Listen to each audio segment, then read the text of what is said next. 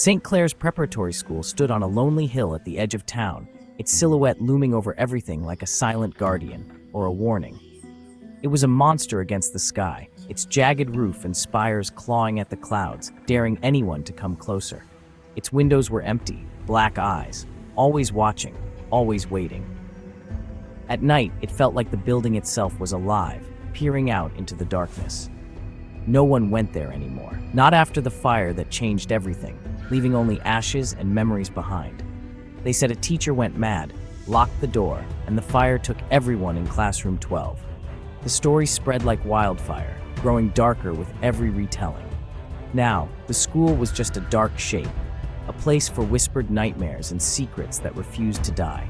The wind howled through broken windows, sounding like children crying for help, their voices lost in the night. People warned their kids, stay away from the gates. Don't even look too long, or the school might notice you. They said you'd see things you can't explain, shadows flickering where no one stood. Shadows moved on their own, gliding across the walls like memories that wouldn't fade. Sometimes, a teacher's angry voice echoed from empty rooms, as if the past was still trapped inside, replaying over and over. The worst rumors said if you listened at classroom 12's door, you'd hear scratching. Someone, or something, still trying to get out, desperate for release. My friends and I didn't believe the stories. We thought they were just tales to scare little kids, nothing more than urban legends. But the school was real, its presence heavy, daring us to come closer, to test our courage against its haunted halls. Every time we passed it, I felt a cold block of ice in my stomach, a chill that wouldn't go away until we were far from its shadow. Tonight, we were going in to see if the stories were true. I wish we hadn't. Some places are abandoned for a reason, and some doors should never be opened. There were 4 of us, me, Leo, always with my camera slung around my neck, Maya, our fearless leader who never backed down from a challenge, Sam, the joker who could make us laugh even when we were scared, and Chloe, the believer, who always sensed things the rest of us missed. It was Maya's idea, film the infamous St. Clair's Midnight Challenge. The plan was simple: go inside, find classroom 12, stay for a whole hour, and prove once and for all that the legends about the place were nothing but stories. It's just an old building, Maya insisted, her voice steady. What's the worst that can happen? We'll have a great story to tell. We met at the gate just before midnight, our breaths visible in the icy air. The moon was a thin sliver, barely lighting the fog that curled around our feet. The night felt heavier than usual, as if the darkness itself was waiting for us. Sam tried to crack a joke, but his voice trembled, betraying his nerves. Even his usual grin looked forced in the dim light. Chloe hugged herself tightly, glancing over her shoulder. "It feels like we're being watched," she whispered, her eyes wide with worry. I looked up at the shattered windows, their darkness staring back at me. I felt it too, a prickling on the back of my neck, as if unseen eyes were following our every move. Without hesitation, Maya pulled out a pair of bolt cutters, snapped the rusty chain, and pushed the gate open. The creak echoed through the night, sounding much louder than it should have. "Let's go, scaredy cats," she said, forcing a smile that didn't quite reach her eyes. She led the way, determined as ever. I turned on my camera, the night vision casting an eerie glow on my friends' faces. Their smiles were tight, nervous, and I could hear their shaky breaths. We stepped onto the overgrown grounds, the grass crunching under our feet. With every step, the air seemed to grow colder, and the fog thickened, swallowing the path behind us. The school loomed above us, silent and waiting, its decaying facade almost daring us to enter. We crossed the threshold together, hearts pounding in our chests. The dare had officially begun, and there was no turning back. Fame and glory, or something far more sinister, awaited us inside those walls.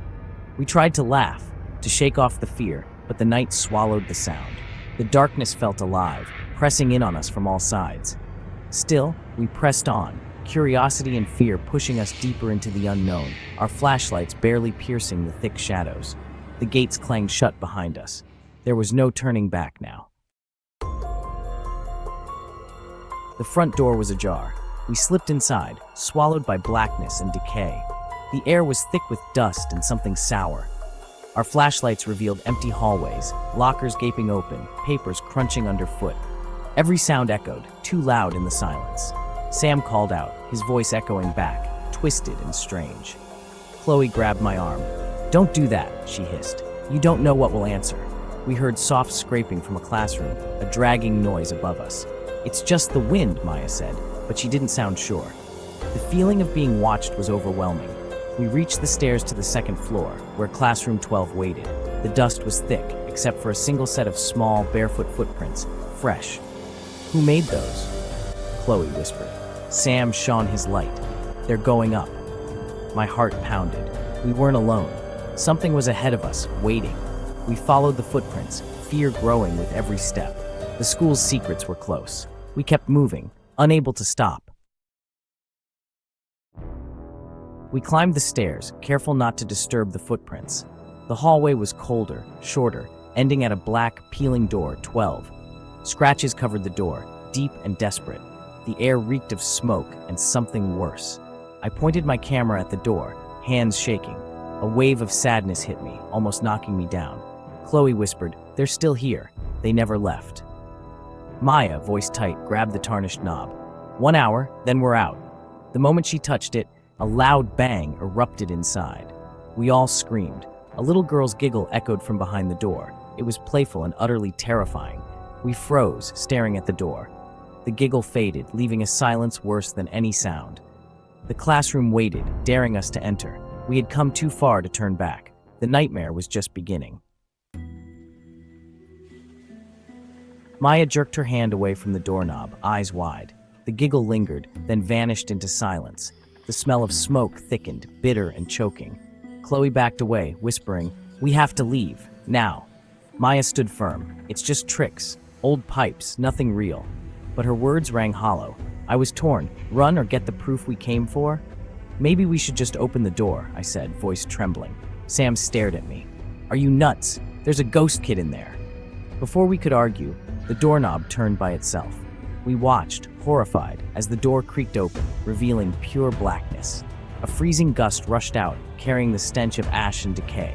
The door swung wide, inviting us in. The classroom was waiting. We stepped inside, hearts pounding. The darkness swallowed us whole. Our flashlights revealed chaos. Overturned desks, soot-blackened walls. In the center, a single clean desk stood out. In the far corner, a little girl sat, back to us, humming a sad song. She wore an old-fashioned dress, her hair long and dark. She didn't notice us, just kept humming, alone in the ruins. Chloe sobbed, Sam whimpered, Maya was speechless. I filmed, hands shaking. "Who are you?" Maya whispered. The girl stopped humming and turned, her movements jerky, unnatural. Her face was pale, eyes empty black sockets, a single black tear rolling down her cheek. She opened her mouth. No sound came out. The shadows in the room began to move. They stretched and twisted, forming the shapes of other children. Shadow children, faceless and blurry. The shadows surrounded us, silent and menacing. The air grew colder, heavy with fear. We were trapped with the ghosts of the past. The door slammed shut behind us. We were trapped. Sam pounded on the door, screaming, but it wouldn't budge. The shadow children glided closer, hungry and cold. The ghost girl pointed at Maya. A shadow detached and enveloped her. Maya's screams stopped. She smiled, a cruel, unnatural grin. "It's so much fun to have new friends," she said, her voice a chorus of whispers. Sam tried to run, but another shadow dropped on him. He went still, then smiled the same empty smile. Only Chloe and I were left, huddled together. Our friends, now puppets, walked toward us, movements jerky and wrong. The ghost girl watched, her empty eyes unblinking. "Leo, what do we do?" Chloe cried. I kept filming, desperate. Sam whispered, "The game isn't over yet. It's your turn." A shadow lunged for Chloe. She screamed as it wrapped around her. I was alone, surrounded by darkness. The classroom closed in, shadows pressing closer. There was no escape. Chloe went rigid as the shadow consumed her, then turned to me with a vacant smile. "One of us," she whispered, voice echoing with ghostly whispers. My friends were gone, just puppets for the shadows. I backed into a corner, camera shaking in my hands. The ghost girl glided toward me, eyes fixed and empty. The air was so cold it hurt to breathe. My camera flickered, static distorting the image. "You came to see our home," the girl whispered from everywhere at once. "Now you can stay. Forever."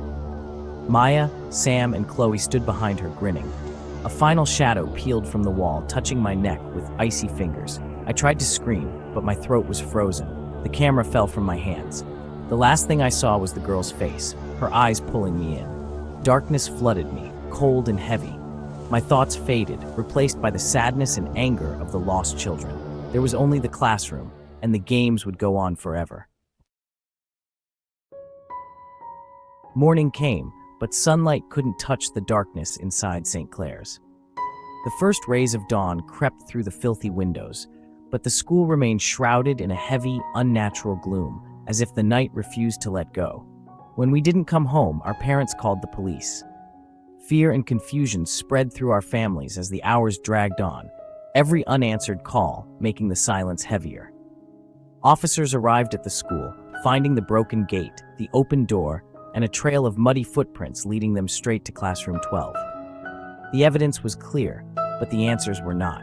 My camera lay outside, lens shattered, as if someone or something wanted to erase what we'd seen. The door was sealed tight. It took 2 officers to force it open, the wood groaning as if it didn't want to let them in. Inside, the room was empty. No sign of us, no struggle, just dust and overturned desks. It was as if we had simply vanished into thin air. But 4 desks stood out, old but spotless, as if waiting for someone to return. They seemed untouched by time or dust, set apart from the chaos around them. Each had a name freshly scratched into the wood. Maya, the letters sharp and new, as if carved only moments before. Sam, Chloe, Leo, each name marking a place, a memory, a warning. The police searched the school from top to bottom, their flashlights cutting through the darkness, but we were gone. No trace, no clue, just silence. The town was in shock, unable to understand what had happened. But soon, our story became just another legend whispered on foggy mornings. St. Clair's still stands, its black windows watching. Locals cross the street to avoid its gaze, warning their children to stay away. They say if you listen at classroom 12's door, you can hear children laughing and playing, echoes from a time that should be long gone. And sometimes, if you listen very closely, you'll hear 4 new names whispered in the dark. The legend lives on, growing with every retelling. The school waits for the next dare, for the next group of curious souls to cross its threshold. The shadows are never alone. Something always lingers, watching, waiting, and the games never end. In St. Clair's, the morning after is just the beginning.